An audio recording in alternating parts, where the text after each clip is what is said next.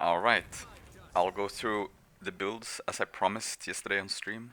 Um, I pretty much have like three builds that I play and will play in ranked. This is the first one. Uh, most of the DP builds, or well, all the DP builds are actually with Shadow Arts.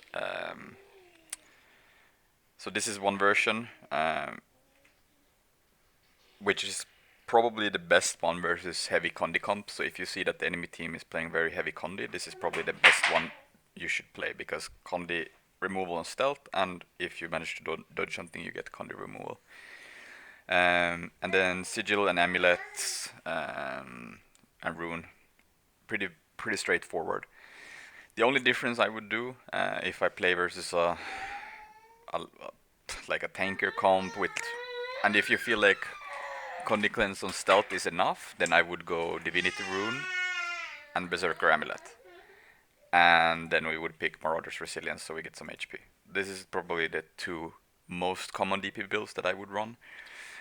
The first version, actually, we can go back. Marauder, Scholar. There's also one difference that you can do if the enemy like if you want to have the more HP, like 16k, but you see that the enemy team is just pure power, you can also go brawlers. You can also pick marauders if you want to have more HP. But if you want the Condi Cleanse and you feel like the enemy team is still playing power, you can play around with the traits a little bit. That's the fun part. You can also go stealth on steal, so every time you steal you get stealth. It can be pretty good because it's very unexpected. For example, if you're plus oneing and you're staying long enough for your second steal to come up, let's say you don't have initiative anymore, like you want to save your, instead of doing 5-2, which soaks up like pretty much half of your initiative, maybe you want to keep initiative for Shadow Shot or Heartseeker, then obviously you don't want to do 5-2. So what you can do then is just, you can just like steal, and then you get stealth, and then you backstab instantly. So that's a good thing. It also allows you to, let's say you're very pressured, you have 0 cooldowns, you don't have heal, you don't have shadow step, you don't have blinding powder, but your steal is coming up. Sometimes you're like, okay, I'm gonna steal on the thief. Let's say the enemy team has a thief to just get the stealth, right? But if you have stealth on steal, you can basically just steal and just run away, and you will actually survive. So it's not a bad trait. But then you ask me, okay, but how does it work when you're actually stealthed? It can be pretty contradicting to what you think, but you can steal backstab normally as you did before. Like there's no difference. Like you can still do steal backstab. The other good thing about the trait is that you actually get lower cooldowns on your deception skills, which is basically shadow step and blinding powder. So you actually get 40-second cooldown on shadow step instead of 50, and 32 seconds on blinding powder instead of 40. Plus this is a stun break now, so it's not that bad at all.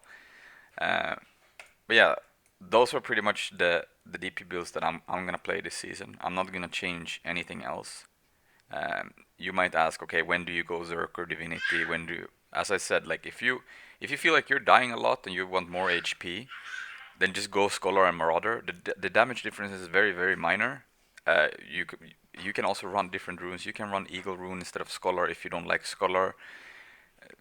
But other than that, I would, when you pick Zerker, I would most likely go Divinity. Some people might say, yeah, but if you want more HP, you can go Worm. No, sorry, Vamp Rune. But I run these two builds are pretty much the most common, and I think it's easier for you to play around with the traits and the amulets and the runes, and get a feeling it like for yourself to know when is it better for me to play with these. It's too hard for me to say like, okay, when you fight Firebrand, Necro, this, then you will always go this. It's impossible for me to say. And besides, you never know what builds they play. Like if you say a core thief, is he gonna be Condi? Is he gonna play BSD? Is he gonna play something else? Or if he's Daredevil, is he gonna play something else? Or Deadeye, is he gonna be Condi? Is he gonna be Power? It's really impossible for me to say what you're gonna play. So just you'll get a feeling yourself when to pick what. But these are the builds that you can play with DP.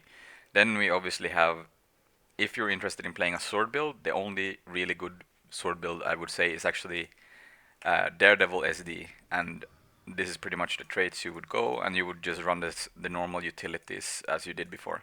Oh yeah, sorry, I also forgot to mention you can pick between Daggerstorm and Bassi, whatever you want. Both are really good. But so we do this. If I play SD, I most likely go Strength Rune and Courage Sigil still though, because you're more a consistent damage dealer compared to like DP. DP has very hard to stick around fights, even with Daredevil. It's obviously better than Core Thief, but yeah. So this is the SD build. It's pretty much the same as we did before. It's just that we pick Daredevil over Acro because Acro is super nerfed with the instant reflexes gone. Um, so it doesn't really justify playing that build anymore. You could try it. I haven't really given it that much, like trying it that much. So yeah, the DP core build does work, which is pretty much the same as we did played pre-patch. I would obviously run it as Scholar Marauder, and then compounding, or sorry, exploitation and compounding, because then you get the most amount of damage. But this build is, as I said, like I feel like it's very heavy Condi right now, and just relying on Condi on stealth is very sometimes. Like obviously it's a good Condi cleanse, but sometimes I feel like it's not enough versus certain comps.